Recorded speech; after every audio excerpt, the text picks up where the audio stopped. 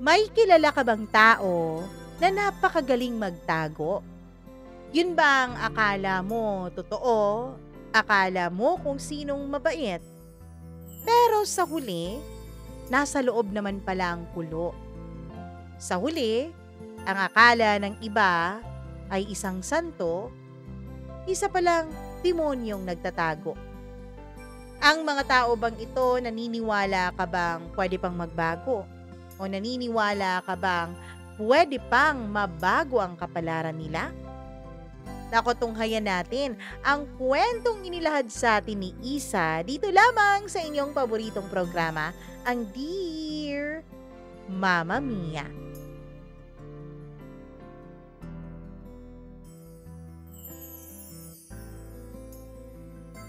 Marami sa atin ang nagpapanggap lamang.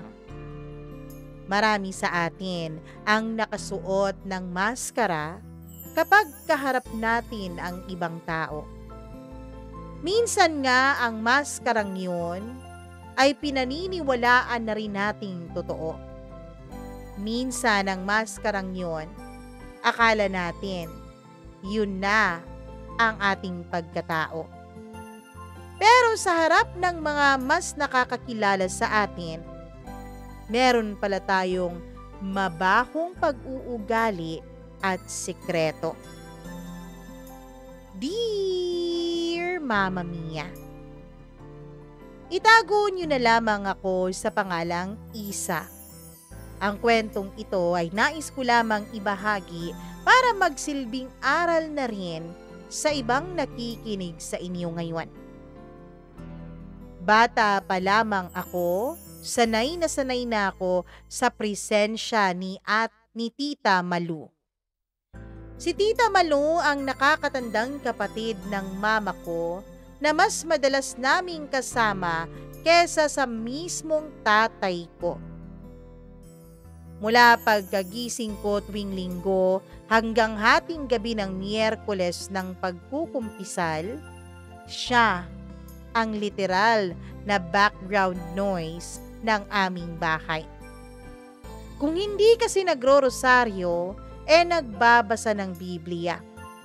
Kung hindi nagsisimba, nagno-nobena. Ganun po karelihiyosa ang tita ko. Ganun po siya kalapit sa simbahan. Ganun po siya kamakadiyos. Isa, wag na wag mong kakalimutan ang magdasal sa umaga, ha? Baka kaya ka tinatamad mag-aral dahil walang basbas ni Lord yang utak mo. Oh, bakit ganyan naman ang mukha mo? Ano yan, depresyon? Baka hindi ka naniniwala sa Diyos kaya may ganyan kang nararamdamang emosyon. Yan ang paulit-ulit niyang sinasabi at paulit-ulit niyang paalala sa akin, Mama Mia. Habang tinititigan niya ako mula ulo hanggang paa na para bang sinisilip o sinisipat kung ano na ang mga nagawa kong kasalanan. Pero ang hindi ko maintindihan, Mama Mia, bakit kahit napaka-relihiyosa niya, bakit kahit napakasanta niya, bakit kada linggo rin ay may iba't ibang kwento siyang dala tungkol sa iba't iba ring tao. Sa simbahan, kilalang kilala siya bilang Ate Malu ng Lector Ministry. Nakaupo palagi sa pinakaharap na bahagi ng simbahan. May hawak-hawak na Biblia na sobrang kinis ng takip. Parang bagong-bago kahit halos mag-a-6 na taon na ang Bibliyang iyon na bit-bit-bit-bit niya. Pero sa likod ng simbahan, sa bakuran ng kapilya o sa may kanto ng palengke, si Tita Malu po ang tinaguriang walking marites. Kung meron pong walking dictionary, meron pong walking marites. Nako, alam mo ba si Aling Gemma? Ayun, hindi pa raw kasal, pero may anak na. Kawawang bata, lumalaki sa kasalanan ng kaniyang mga magulang. Naku, si Father Joel daw, may tinatagong alak sa kwarto niya. Ay naku, Diyos ko po, sana hindi totoo. Pero sabi nila, 'di ba? Bakit naman may alak siya? Dapat pari siya. Siya dapat ang huwaran sa mga nagsisimba. Alam mo ba, yung pamangkin kong si Isa, puro na lang cellphone. Aba, baka magdalaga ng maaga. Baka magkaroon ng jowa. Diyos ko po, tularan niyo ko. Dalaga pa rin sa kabila ng dami ng tukso. Sa dami naman ng mga manliligaw ko, hindi ko pinatulan kahit isa. Kasi ang gusto ko, iaalay ko sa Diyos ang buhay ko. Yun ang mga naririnig kong chika ni Tita Malu sa iilan naming mga kapitbahay at iilan niya ring mga kasamahan sa simbahan. Ang mas masakit pa roon, Mama Mia, kahit ako na pamangkin niya, kahit kapatid niya, kahit kamag-anak niya, ay hindi ligtas sa mapanuri at mapanghusgang bibig ng tita ko. Isang araw, nagkaroon kami ng handaan sa aming bahay. Piyesta kasi sa aming barangay, kaya ang dami-daming bisita, Mama Mia. Nagluluto si Mama, abalang-abala naman si Papa sa pag-iihaw ng karne at isda. At si Tita Malu, abay nakaupo sa gitna ng sala. Hawak ang tasa ng kanyang tsaa at nagkukwento habang nagtataas ng kanyang kilay. Ay, nako, etong kapitbahay nating si Rowena, kung magsuot ng damit, parang walang salamin sa bahay nila. May anak na. Abay, bakit ganyan naman? Parang dalaga pa kung makaasta. Etong asawa niya naman, hindi sinasaway, konsentidor pa. Kasi nga raw, mahal niya, love niya. Asus, pinaglololoko nila ako sa love na yan. Hindi nila tinitignan, pinag-uusapan na sila ng lahat. Tumingin siya sa akin. Kaya ikaw, Isa, ha? Iwas-iwas ka sa ganyang pag-uugali, ha? Nako, baka masundan mo yan. Baka pamarisan mo yan. Ang balita ko, close kayo ng kapatid niyang si Rowena. Tignan mong manamit yung batang yan. Halos labas na kaluluwa. Nako, parang nag-aanyaya ata na maagang mabuntis eh. Napayuko ako, Mama Mia. Pero sa loob-loob ko ay may kung ano akong pagkadismayang naramdaman para sa Tita Malu ko. Noon akala ko ay normal lang yon. Noon akala ko ang mga tita ay talagang ganon. Pero ibahin niyo po si Tita Malu. Habang ako ay lumalaki, parang mas lalo po siyang lumalala. Minsan nga, Mama Mia, meron akong kaklasing lalaki na nakakasabayan ko lang sa pag-uwi. Nakita ako ng Tita Malu ko. Nakasakay pa siya sa tricycle kasama ang mga kasamahan niya sa simbahan. Nung nakita niya akong nakikipagtawanan dun sa kaklase kong lalaki, ay pinatigil talaga niya ang tricycle habang umaandar ito. Bumaba siya mula rito at kahit medyo malayo pa siya sa akin, ay nagsisisigaw na siya. Rinig siguro ng buong barangay ang boses ng tita ko. Napahiya ako noon hindi lamang doon sa mga kasamahan niya sa simbahan, kundi pati sa driver ng tricycle at pati sa mismong kaklase ko. Ay naku, Iha, Isa, halika dito, sumakay ka. Ano ka bang bata ka? Ang bata-bata mo pa, lumalandi ka na, ha? Nako, baka sa susunod na taon, mabalitaan ko, buntis ka na, hindi ka na makapagtapos ng pag-aaral mo. Ikaw talaga na-iimpluwensyahan ka na ng mga kapitbahay natin kaya aga-aga nagpabuntis sa mga jowa. Ang lakas-lakas ng boses niya, Mama Mia.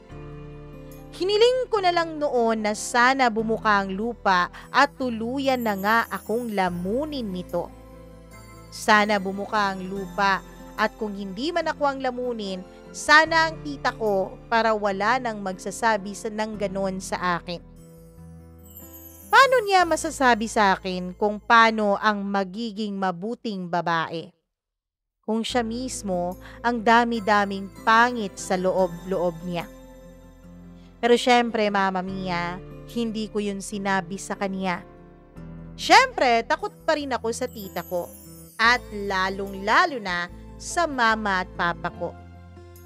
Nagrereklamo naman ako sa mama at papa ko tungkol sa pag-uugali ng tita ko, Mama Mia.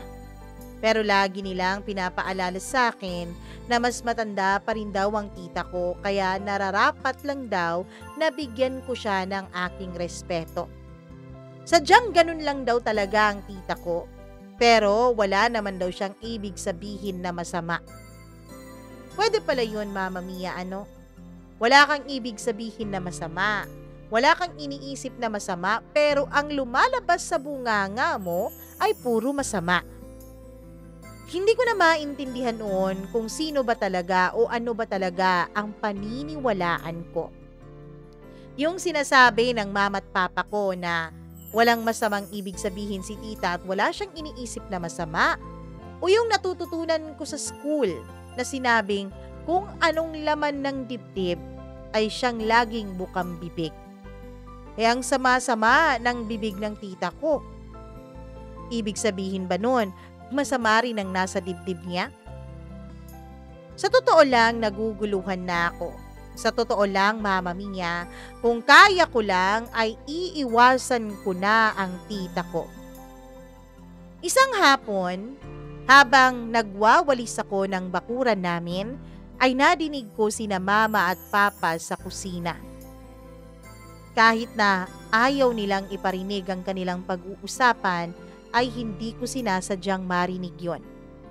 Masabi ko o nasabi ko na ayaw nilang marinig ng iba ang pinag-uusapan nila ay dahil napakahina ng kanilang mga boses na animoy nagbubulungan na para bang ayaw talaga nila na may makaalam tungkol sa kanilang pinag-uusapan. Malo na naman, anong pinagsasabi niyang ako raw ay may ibang babae, ha? Dinig kong sabi ng papa ko. Eh kasi naman, mas marami pa siyang alam sa buhay natin kaysa sa atin mismo eh. Sabi naman ng mama ko. Alam mo, kahit kapatid mo siya, minsan gusto ko na siyang paalisin eh. Pero gaya nga ng sabi mo, siya ang nagpalaki sa'yo. Sabi ng papa ko. Mama Mia, doon ko unang naramdaman na hindi lang pala ako ang sinisindak ng kabanalan ni Tita Malo. Pati pala sina Mama at Papa ay natatakot, ginigiit at pinipilit na rin na sumunod sa standard niya. Standard niya na siya lang naman talagang gumawa. Kung tutuusin, Mama Mia, daig pa ng Tita Maluko ang mismong kura-paruko ng aming simbahan. Daig pa niya sa pagkastrikta. Hindi ko agad nauunawaan noon kung bakit ganoon ang Tita Maluko. Pero unti-unti, Mama Mia, sa mga susunod na bahagi nitong aking kwento, ay malalaman kong may dahilan pala ang lahat ng ito. May kasaysayan pala at may itinatago. Sabi nila, ang simbahan daw ay lugar ng pagdarasal.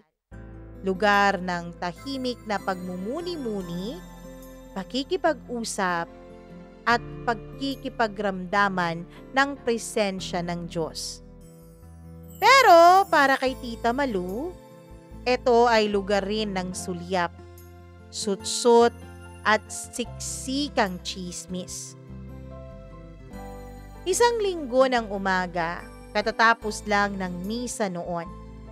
Sa halip na dumiretso kami sa bahay gaya ng dati at nakagawian, ay sumama ako sa kanya sa formation meeting ng Lector Ministry, kung saan miyembro si tita mula pa raw noong panahon ng nakaraan pa naming kura paruko.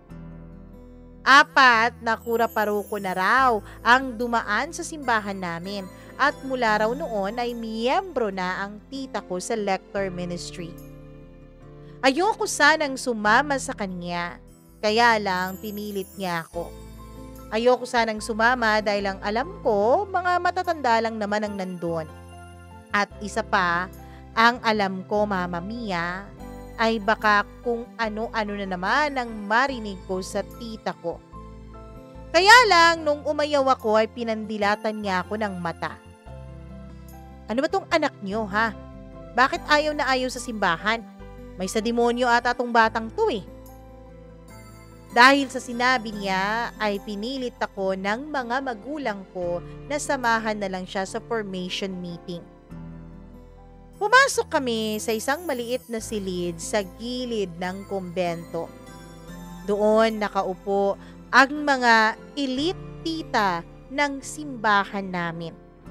Mga nakaputing blouse, pearl earrings, may dalang mga malalaking Bibles na parang hindi man lang nagalaw mula sa lagayan. Umupo ang tita ko sa pinakagitna. Sa totoo lang, Mama Mia, para siyang madre sa loob. Pag upo pa lang niya, ay nako, si Sister Letty, absent na naman. Baka may bago ng kabit yun. Akala mo lang mahinhin yan pero ewan ko.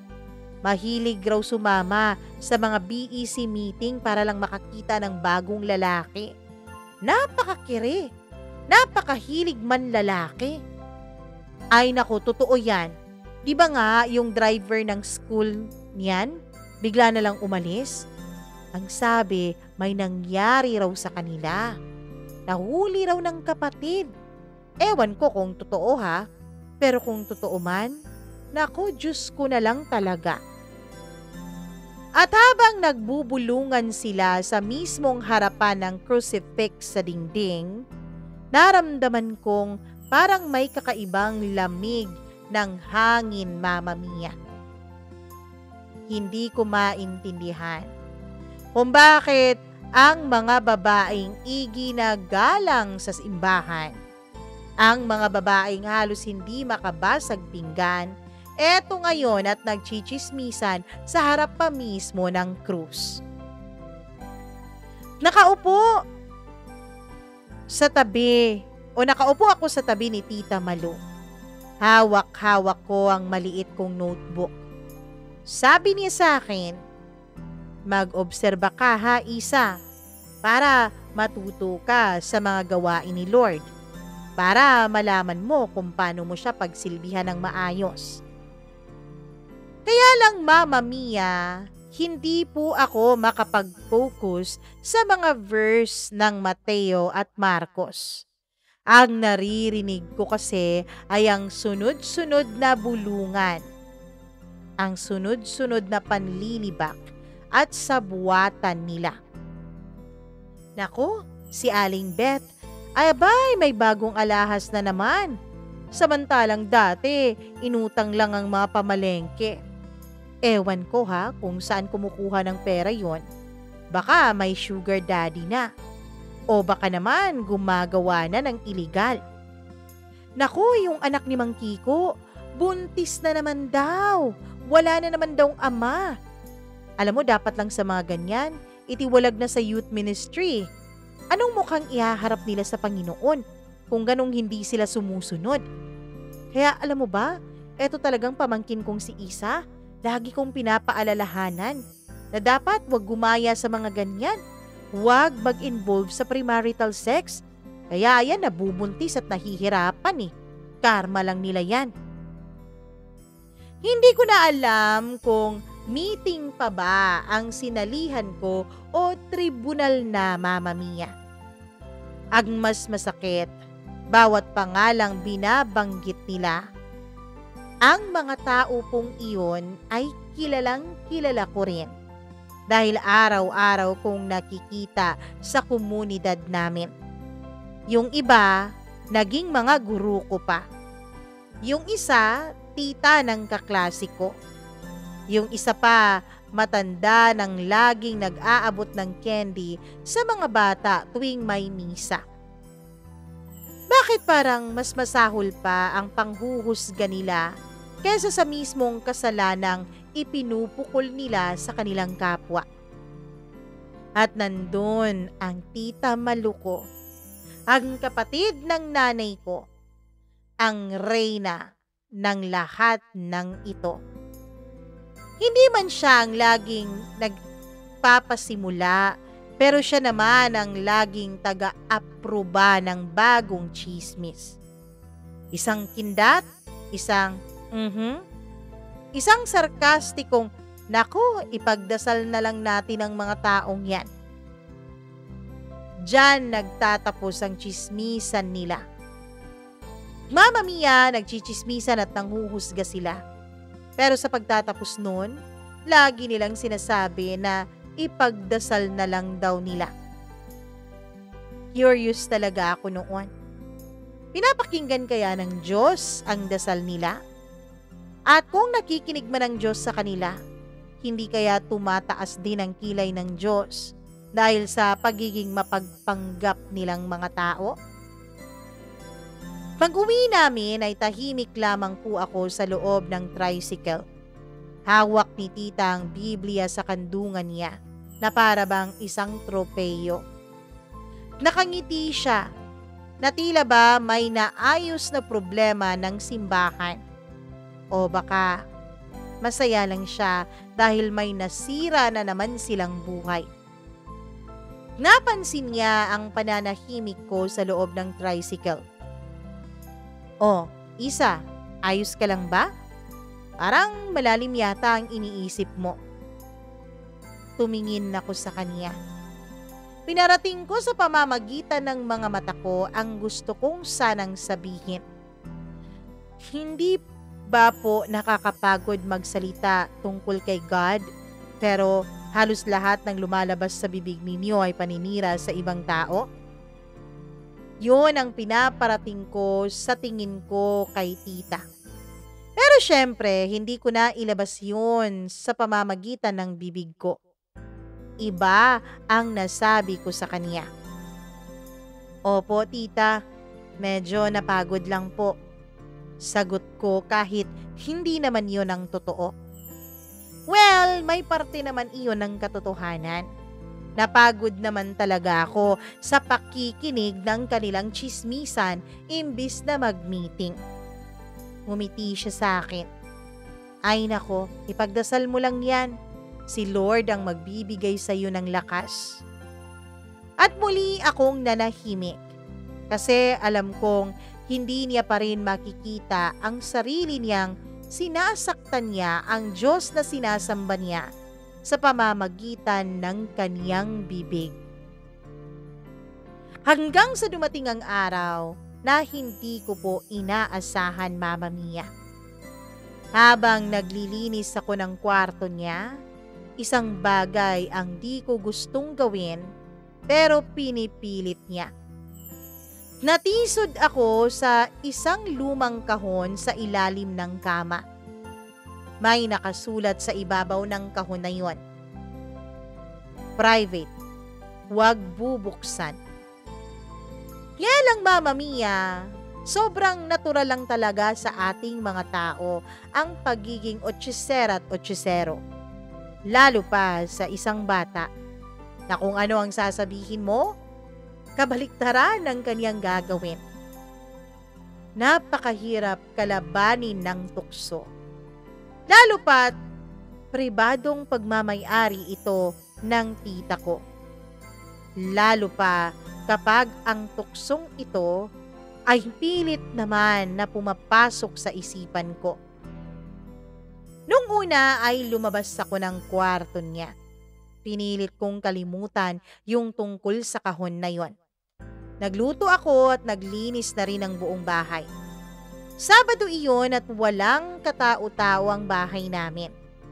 Ang mga magulang ko ay nasa kani-kanilang mga trabaho habang ang tita ko naman ay nasa choir practice sa simbahan. Kaya mag-isa lang talaga ako. Nung tapos ko nang linisin ang buong bahay, tapos na rin akong makapagluto ng hapunan, ay sumisingaw sa utak ko ang tungkol sa kahon na yon. Hanggang sa bumalik ako sa loob ng kwarto ng tita ko. Pero bago yun, binuksan ko muna ang relo ko. Nakita kong medyo matagal-tagal pa bago makauwi si tita. Kilala ko yun eh. Pagkatapos ng practice, magchichismisan na naman yun. Kaya may oras pa ako. Nanginginig pa ang mga kamay ko habang binubuksan ko ang kahon na yon. Kahit nakalagay na pribado at huwag bubuksan, hindi naman po yun nakakandado, kaya madali lang para sa akin na buksan iyon. Mga lumang larawan ang nakita ko. Liham. Envelope na may pangalang hindi ko kilala. To Malu. From Mario. Sa unang pagbukas ko ng sulat, nabasa ko kaagad ang unang linya. Malu, kung babalikan mo lang sana ang panahon na hindi mo ako itinakwil dahil sa panlabas na anyo ko, siguro hindi mo na kailangan pang manghusga ng ibang tao para lang matakpan ang sarili mong mga insekuridad. Dahil doon ay napaupo ako sa sahig, Mama Mia. Parang may kung anong bagay na bumagsak sa dibdib ko. May lalaking iniwan ng tita ko? Hindi dahil masama siya, kundi dahil hindi niya ka-level ito. Hindi gwapo ang lalaking yon, hindi mayaman, at hindi matikas. At tila mula noon, gumawa si tita ng sarili niyang altar ng kabanalan upang maitago ang katotohanan na siya rin ay minsang naging makasarili. Mula noon, Mama Mia, ay nag-umpisa na po akong magbantay at mas magmasid pa. Pinakikinggan ko ang bawat salitang binibitawan ng tita ko. Hindi lang yung pakikinig, kundi iniintindi ko talaga. Sinusuri ko ang mga tingin niya sa ibang mga tao. Sa tuwing magdarasal siya ng malakas, tinatanong ko ang sarili ko. Sino ba talaga ang kausap mo, tita? Ang Diyos o ang konsensya mong ayaw mong pakinggan?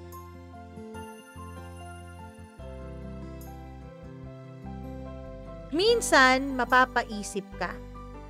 Bakit parang mas maraming nagtatago sa loob ng simbahan kesa sa labas nito?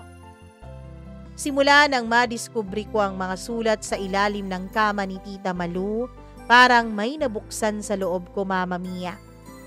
Isang bahagi ng utak ko na hindi na natatakot magtanong. Bakit ganon? Kung tunay kang maka-Diyos, bakit parang ang puso mo punong-puno ng galit, punong-puno ng panlalait? Pero gaya ng mga sermon ng pari, hindi lahat ng tanong ay nasasagot kaagad. Isang Lunes ng gabi, sa kusina habang kumakain kami ng ginisang ampalaya, ay nagsimula na naman si tita. Isa, nakita ka raw ni Aling Sabel na tumambay sa labas ng 7-Eleven. Kasama mo yung mga lalaki sa kabilang kanto. Totoo ba yon? Napakunot ang noo ko. Tita, mga kaklase ko po sila. Nag-group work po kami. May wifi kasi doon eh. Group work? Aba, kilala ko ang mga kabataang ganyan ha. Ang group work na uuwi sa group scene. Grupo ng kasalanan. Tandaan mo ito, Isa. Ang katawan ay templo ng Diyos. Kaya respetuhin mo yan na talagaan. Napakagat ako sa labi ko, Mama Mia. Hindi ko alam kung matatawa ba ako o mapapahiya sa mga sinabi niya. Si mama ko ay tahimik lamang habang ipinagpapatuloy ang kaniyang pagkain. Parang sanay na siya sa kaniyang kapatid. Pero ako, Mama Mia, unti-unti nang nabubuo ang puot sa dibdib ko. Unti-unti na akong nakakaramdam ng galit para sa tita ko. Tita, hindi naman po lahat ng kabataan ay masama. Hindi lahat ng babae ay makasalanan. At hindi lahat ng kasalanan nakikita sa katawan. Minsan, mas marumi at mas makasalanan pa ang dila. Biglang tumahimik ang lamesa. Ang kutsarang hawak ni tita ay bumagsak sa kaniyang pinggan. Tumingin siya sa akin. Ang mga mata niya ay parang nagbabaga sa galit, Mama Mia. Tinitigan niya ako ng masama. Naanimoy bubuga na siya ng apoy. Buti na lang at sinalo agad ito ng papa ko. O Isa, kumusta na pala ang school mo? Siya nga pala. Bilan mo nga ako doon ng soft drinks. Kasi parang hindi ko gusto tong kinakain natin eh. Masyadong mamantika tong baboy. Ikaw naman mahal, may ginisang ampalaya naman dyan. Bakit yung baboy pa ang pinagdidiskitahan mo? Alam mo naman mahal na hindi ako kumakain ng ampalaya. At dahil doon, nawala sa usapan ang ginawa kong pagsagot sa tita ko. Pero nung lingunin ko siya ay nagbabaga pa rin ang tingin niya sa akin. Kaya lang hindi na siya kumibo, Mama Mia. Hindi ko alam kung matatakot ba ako doon, kung aabangan ko ba ang mga susunod niyang paninermon. Hanggang sa dumating ang linggo, wala akong balak na magsimba sa araw na yon, pero pinipilit ako ng mama ko. Isa, hayaan mo na si tita mo. Hindi mo na mababago yan. Basta tayo, magdasal na lang, okay? Hayaan mo na yung tita mo. Ganyan talaga yan.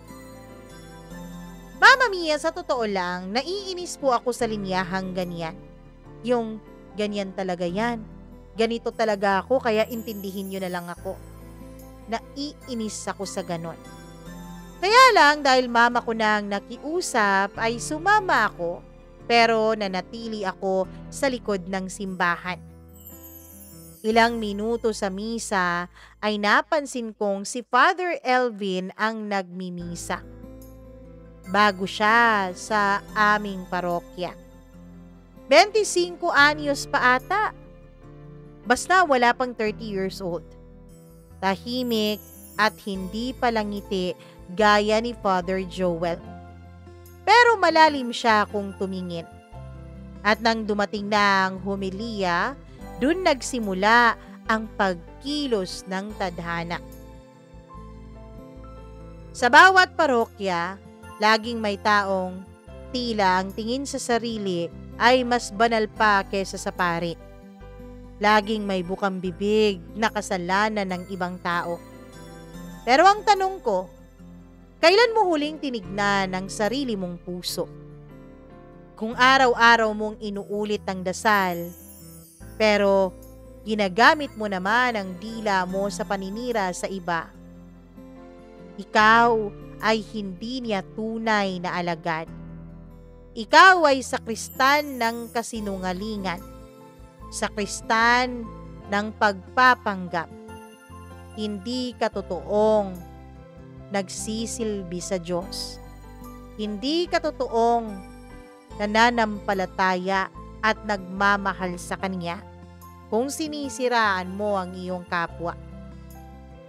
Di ba sabi nga, kung anong ginawa mo sa pinakamaliit na kapwa mo, yun ang ginagawa mo sa Kanya. May gumalaw sa harapan. Si Tita Malu biglang napatayo. Parang binuhusan ng asido. Halatang nagpipigil. Tila hindi niya kinaya ang tuwid na tama ng mga salita sa kanya. Ako naman, Mama Mia, ay napayuko. Hindi sa hiya, kundi sa biglaang paggalang sa isang pare na may lakas ng loob na magsalita ng totoo. Siguro, Mama Mia, alam kasi niya ang mga nangyayari sa loob ng simbahan. Pag-uwi namin galing sa simbahan ay napakatahimik ni Tita Malu sa loob ng tricycle. Pagdating sa bahay ay dumiretso siya kaagad sa kaniyang kwarto. Sinundan ko siya sa pinto. Hindi nakasara ng tuluyan ang pintuan ng kwarto niya, kaya nasilip ko siya sa loob. Nakita ko siyang nakaharap sa salamin. Suot pa rin ang puting bestidang suot niya kanina sa simbahan.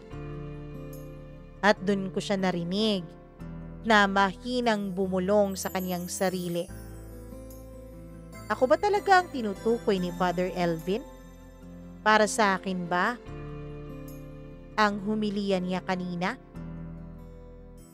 Hindi ko alam kung ano ang isasagot ko, Mama Mia. Pero mukhang nagkaroon ng sariling buhay ang aking katawan. Bigla akong kumatok ng mahina. Lumingon si Tita. Nakita niya ako kaya pumasok na ako sa loob at lumapit ako sa kanya. Tita, hindi po masama ang pagiging relihiyosa. Pero masama po ang paggamit ng pananampalataya para kontrolin ang buhay ng iba. Tumitig siya sa akin. Yung titig niya ay wala pong halong galit. Hindi gaya nung titig niya nung nasa hapagkainan kami at sumagot ako sa kanya. Tila may mga luhang namumuo sa gilid ng mga mata niya. Ngunit hindi siya sumagot sa akin.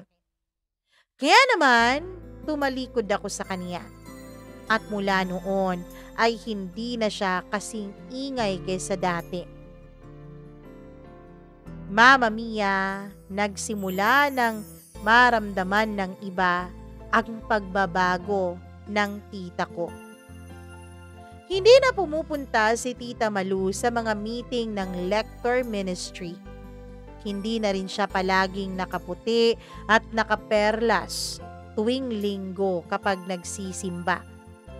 At higit sa lahat, Mama Mia, tahimik na po ang bahay namin. Wala na po yung maaga pa lang ay kung ano-ano na ang sinasabi tungkol sa ibang tao.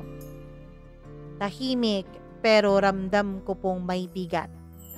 Tahimik pero ramdam ko po na tila may nagbabadyang bagyo. Na tila hindi patapos ang lahat. Ilang araw lang matapos ang misa kung saan tila tinamaan ng kidlat ang budhi ng Tita Malu ko. Ramdam na ramdam ko po ang pagbabago sa bahay namin. Tahimik na. Hindi na siya nagbibigkas ng rosaryo ng malakas. Hindi na siya naglalabas ng mga balita tungkol sa mga tao sa aming barangay. Hindi na siya naglalakad-lakad sa bakuran para makitsika sa mga dumadaan naming mga kapitbahay. Pero hindi ako nilinlang ng katahimikan, Mama Mia.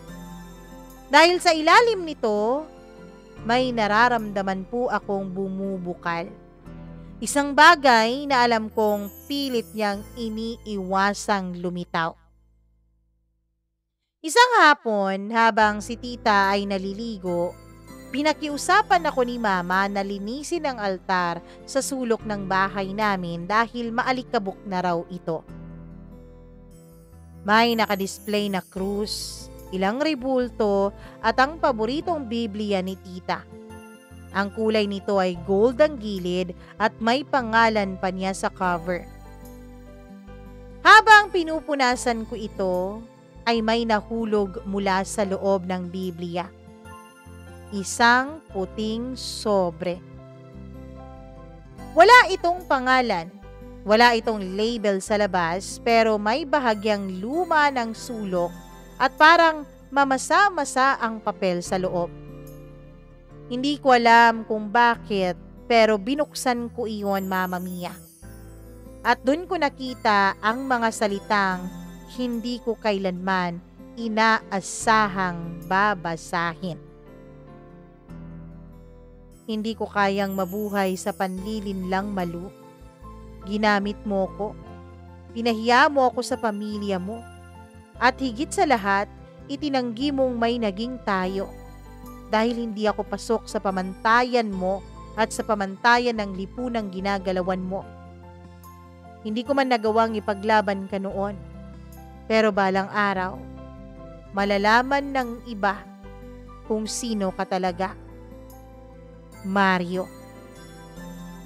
Mama Mia, pakiramdam ko ay tila tumigil ang pag-ikot ng aking mundo. Si Mario. Ang lalaking pinanggalingan ng sulat na nakita ko rin sa kahon noon kung saan merong mga larawan. At tila hindi lang siya lihim ng nakaraan. Tila may ugnayan silang mas malalim, mas masakit, at mas totoo kaysa sa kahit na anong dasal na pilit binibigkas ng tita ko. Kinagabihan, habang nasa kwarto ako at pilit kinakalimutan ang nabasa ko, ay biglang may pumasok na mensahe sa cellphone ko. Galing sa isang unknown number. Ikaw ba si Isa? Pamangkin ni Malu? Pasensya ka na, Iha. Ako si Mario. Kailangan ko lang siyang makausap bago siya tuluyang lamunin ng sarili niyang mga kasinungalingan. Gulat na gulat ako noon. Tinapik-tapik ko pa ang sarili ko at kinagat ko pa ang labi ko para lang masaktan ako. Para lang mapatunayan kong hindi ito bunga ng imahinasyon ko o bunga ng panaginip ko.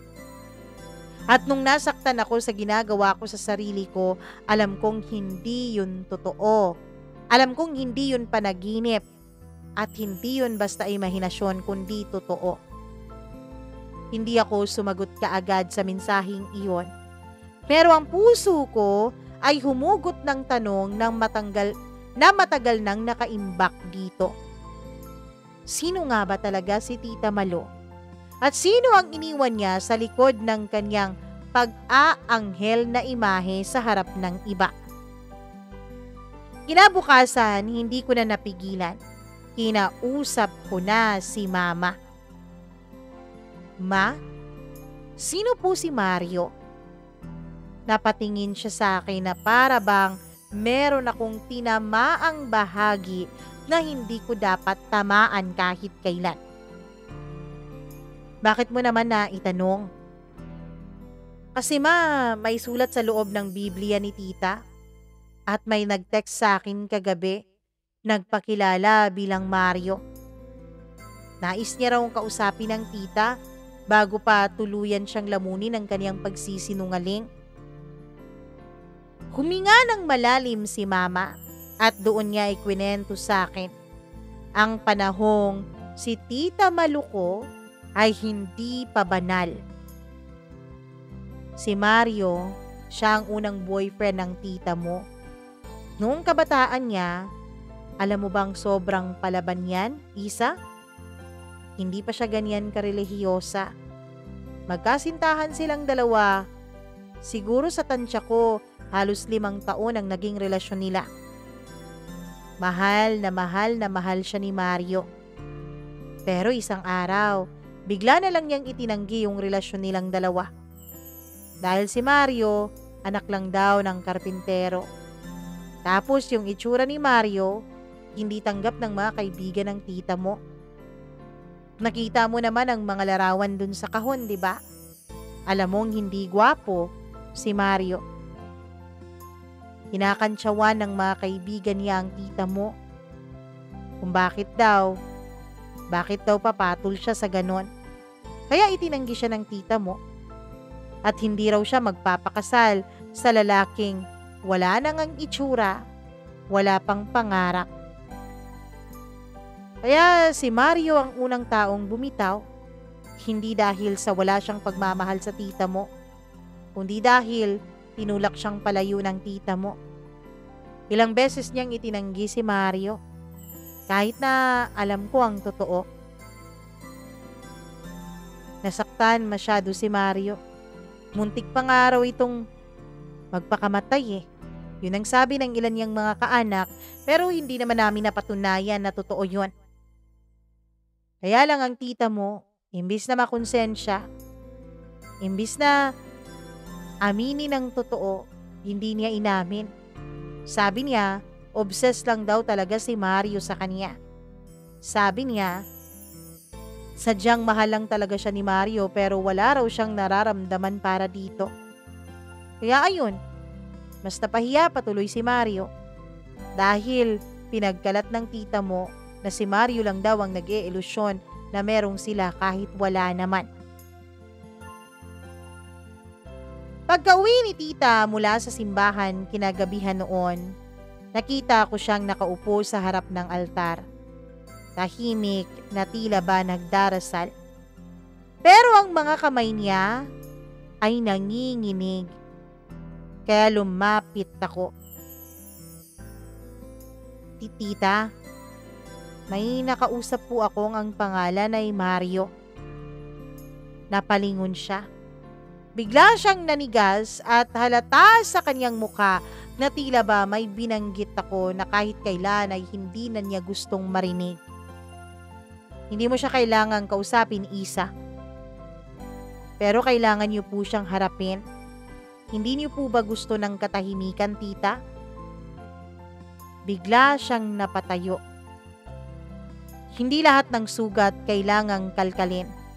May mga bagay, Isa, na nilibing na dapat at manatili na lang patay at wag nang pag-usapan pa.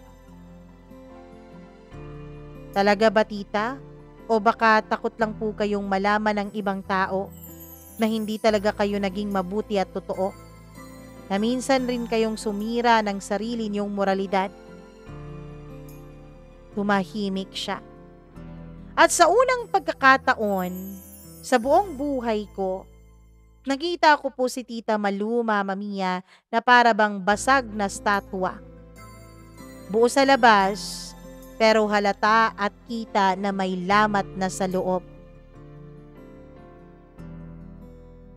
Mama Mia, mula nang lumabas ang pangalan ni Mario sa usapan, parang hindi na muling naging maaliwalas ang mukha ng Tita Malu ko. Lagi na po siyang tulala. Lagi na lamang siyang tahimik. Minsan, titigil siya sa harap ng altar na para bang may gustong sabihin pero wala siyang boses para masabi ito. Ako naman ay naguguluhan. Ako ba ang gumising sa multo ng kaniyang nakaraan? O siya ba ang muling bumabalik upang wakasan ng kasinungalingang matagal nang pinaniniwalaan ng lahat? Mama Mia, ayon pa sa mama ko, napilitan raw pong lumikas. Hindi lamang si Mario, kundi pati ang buong pamilya niya mula sa lugar nila dati dahil sa labis-labis na kahihiyan. Pinagkalat daw kasi ng tita ko na obsessed sa kanya si Mario. At baka raw may mangyaring masama sa kanya dahil sa kabaliwan ng lalaking ito sa kanya. Napahiya ang mga magulang nung Mario. Kaya sila umalis sa lugar na yon. Lumipas ang 2 araw bago muling nag-text si Mario sa akin. Isa, kung maaari lang, gusto kong makipagkita. Hindi para sirain ang Tita Malu mo. Gusto ko lang sabihin sa kanya at sa sarili ko na tapos na ang tahimik kong pagdurusa. Mama Mia, hindi ko na kinausap ang mama ko. Hindi ko na sinabi sa kanya ang tungkol sa muling pagte-text sa akin ni Mario. Hindi ko rin sinabi kay tita. Ako na mismo ang nagdesisyong itakda ang pagtatagpong iyon. Tanghaling tapat, mainit ang klima ng Pilipinas. Mabagal ang takbo ng oras. Dumating si Mario. Matanda na, maputi ang buhok, nakapantalon at simpleng polo. May mga linya sa kanyang mukha pero kalmado ang ekspresyon ng kanyang mga mata. Ako ang unang nagsalita. Tito Mario, alam ko po, kahit hindi aminin ng tita, alam kong handa na po siya. Pero baka hindi lang niya alam na handa na siya. Tumango si Mario. Hindi ko siya gustong saktan, Isa. Pero minsan, kailangan nating alukin ng katotohanan ng taong matagal nang lumalason sa kanyang sarili. Pagdating namin sa bahay ay nandoon si Tita Malu sa may bakuran. Nagtatabas ng kanyang mga halaman. Isang bagay na halos 3 o 4 na beses niyang gawin sa isang linggo. Napatingin siya sa amin at natigilan siya. Gulat na gulat siya. Malu. Tila mabilis na umikot ang mundo. At tumigil ang hangin. Hindi siya nagsalita. Pero makikita mo sa itsura niya na nanginginig ang bawat kalamnan niya. Mario? Tumango si Mario. Hindi siya lumapit pero hindi rin siya humakbang palayo. Hindi ako dumating para manghusga. Dumating ako para ipaalala na may mga taong nasaktan ka sa tahimik mong pagbanal-banalan. Napayuko ang tita ko, hindi agad nakasagot. Ako naman ay nanatiling nasa gilid lamang at nakamasid. Makalipas ang ilang minutong katahimikan ay si Mario na rin ang bumasag noon. Malu, dapat alam ng pamangkin mo ang totoo. Na bago ka pa naging relihiyosa, ako ang lalaking minahal mo. Pero hindi kapantay ng sarili mo. Dahil ako ang lalaking ginamit mo para mapagtakpan ang gulong ginawa mo sa ibang tao. Napatingin ako sa tita ko. Akala ko noon, Mama Mia, alam ko na ang mga totoong nangyari. Pero hindi pala. Anong ibig niyo pong sabihin? Tanong ko kay Mario. Si Tita Malu, dahan-dahang lumingon sa akin. Isa, hindi ko to gustong ilantad. Pero noon nabuntis ako. Namilog ang mga mata ko. Kay Tita Mario? Kay Tito Mario? Tanong ko. Tumango si Tito Mario. Oo, pero pinalaglag niya. Dahil sabi niya, sisirain lang daw ng batang yon ang reputasyon niya. Mama Mia, tila may sumabog na bomba sa tenga ko. Hindi ako makapaniwala. Oo, alam kong merong hindi magandang pag-uugali ang tita ko. Pero hindi ako makapaniwala na kaya niyang gawin iyon sa sarili niyang anak para lang pagtakpan at para lang ipreserba ang kaniyang pagiging banal-banalan. Umupo si tita sa upuang kahoy. Oo, Isa, totoo. Ginamit ko ang pananampalataya hindi dahil gusto kong mapalapit sa Diyos, kundi dahil gusto kong takasan ang sarili kong kasalanan. Ang relihiyon at ang pagiging relihiyosa ko ang naging takip sa kasalanan ko. Sa bawat dasal, sinusubukan kong linisin ang dungis na hindi ko maamin sa sarili ko. Umiyak ang tita ko. Hindi iyak na gaya ng pagpapaawa, hindi dramatiko na pag-iyak, kundi yung tunay na iyak, yung maruming pag-iyak at yung totoo. Mario, patawad. hindi kita minahal ng buo. Mas minahal ko ang sarili kong imahe. Tumango si Mario. Matagal na kitang pinatawad, Malu. Pero kailangan mo ring patawarin ang sarili mo. Tumayo siya, tumingin sa akin. Isa, bantayan mo ang tita mo. Hindi madaling mabuhay sa mundong ikaw mismo ang nagkulong sa sarili mo. Tapos noon ay umalis na si Mario. Tahimik siyang umalis at ramdam kong lumuwag na ang kanyang loob. Kinagabihan, nakita ko si tita sa altar. Hawak ang kanyang Biblia at nakatingala. Pero ngayon, walang dasal sa kanyang mga labi. Tahimik lamang siya, Mama Mia. Walang sermon, walang panghuhusga, walang sutsut. At sa unang pagkakataon, nakita ko ang tunay na Malu. Hindi ang Santa Santita, hindi ang chismosa, hindi ang moralista, kundi ang isang taong basag, pero alam kong magsisimula na ng kanyang paghilom. Isang linggo matapos ang pagkikita ni Tita Malu at Mario, naging tila ghost town ang loob ng bahay namin. Walang sermon, wala ng chismis, pero hindi rin maikakaila ang bigat ng katahimikan. Hindi ito katahimikan na may kapayapaan, kundi pagbagsak.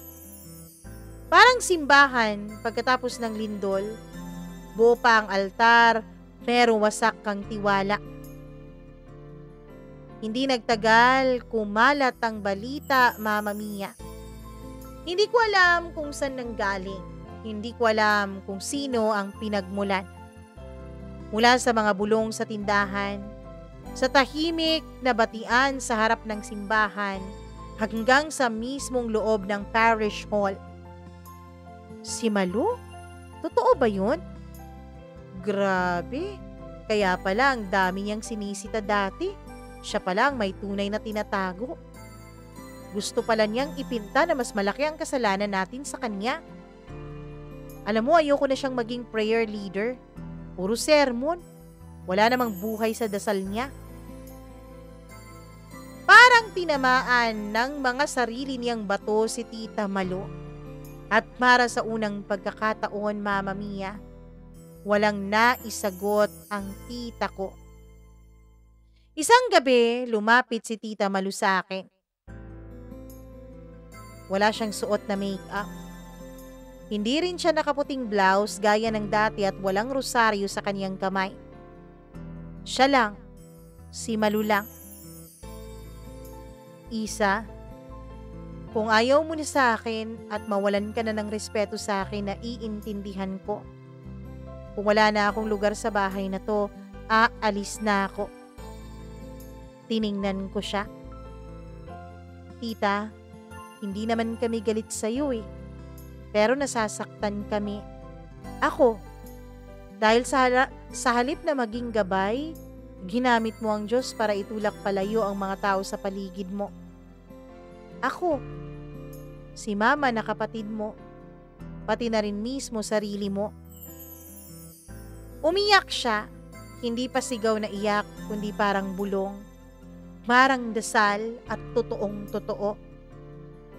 Kinabukasan, hindi ako sumama sa misa, pero narinig ko mula sa mga kaibigan ko kung ano ang nangyari. Sa gitna ng humiliya, bigla raw tumayo si Tita Malu. Lumapit raw siya sa mikropono. Nangangatog ang boses at sa harap ng buong parokya, sinabi niya ang mga salitang hindi ko inakalang maririnig ko mula sa kanya. Ako si Malu. Matagal kong ginamit ang pananampalataya, hindi bilang gabay kundi bilang taguan. Alam kong nasaktan ko ang marami sa inyo sa ngalan ng pag-aakala kong katwiran. Ngayon, hindi ako nandito at magsasalita bilang lektor, hindi bilang leader, kundi bilang makasalanan na nangangailangan din ng inyong pagkahabag. Patawarin niyo ako. sa ginawa kong panghuhusga sa inyo. Natahimik raw ang buong simbahan.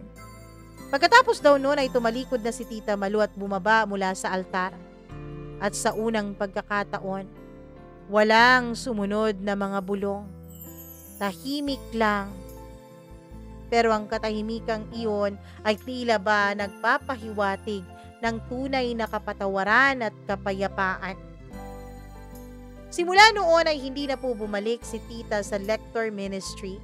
Hindi na rin siya naging tagapagsalita sa mga seminar o mga prayer rally. Pero araw-araw siyang nasa simbahan. Tahimik lang, nagsisindi ng kandila, nakaupo sa pinakalikod na bahagi nito. Minsan, makikita mo siyang sumasama sa mga batang palaboy para magpakain. O di kaya'y tumutulong sa mga naglilinis ng simbahan, hindi bilang tagapamahala, kundi bilang isang ordinaryong tao. Hindi na siya santa, hindi na rin siya ipokrita. Isa na lang siyang Tita Malu po, isang tunay na tao. Ako naman, natuto akong tumayo sa pagitan ng paniniwala at katotohanan. Natuto ako na hindi pala lahat ng dasal ay totoong banal. At hindi lahat ng pananahimik ay totoong kapayapaan. Pero higit sa lahat, natutunan kong ang pag-ibig ay hindi lang puro pagpapatawad, kundi pagharap din sa katotohanan kahit na lubha itong masakit. Makalipas ang 3 taon, habang naglilinis kami ng bakuran ay lumapit si Tita. Isa, hindi pa pala ako nakapagpasalamat sa'yo. Salamat ha. Dahil sa'yo, hindi lang ako nabunot sa kasinungalingan. Natuto rin akong manalangin para sa sarili ko. Ngumiti ako. Tita, hindi pa naman huli ang lahat eh. Walang sino mang makasalanan na di kayang hipuin at patawarin ng Diyos. Kahit gaano pa karami ng tsismis na ginawa mo para masira ang ibang tao, kapag totoo ang pagsisisi mo, mapapatawad ka niya. Sabay kaming natawa, hindi mapait, kundi natawa talaga kami sa mga sinabi ko. Alam mo, Isa, ikaw tong mas bata, pero mukhang ikaw tong mas nakakaintindi. Kaya maraming salamat talaga, pamangkin ko. Mama Mia, maraming salamat po dahil binigyan mo ako ng pagkakataon para ibahagi sa iba itong naging karanasan namin sa buhay. Nawa po ay magsilbing leksyon ito. Minsan, kung sino pa yung mga masyadong matuwid at masyadong mapanghusga sa harap ng ibang tao, sila pala ang may tinatakpan na baho. Sila pala ang may tinatago at pilit na ipinipinta na mas masama ang iba para mabigyan ng justification ang ginawa nilang kasalanan. Pero matakasan mo man ang konsensya mo, hinding-hindi mo matatakasan ang mga mata ng Panginoon. Hanggang dito na lamang po, lubos na gumagala, Isa.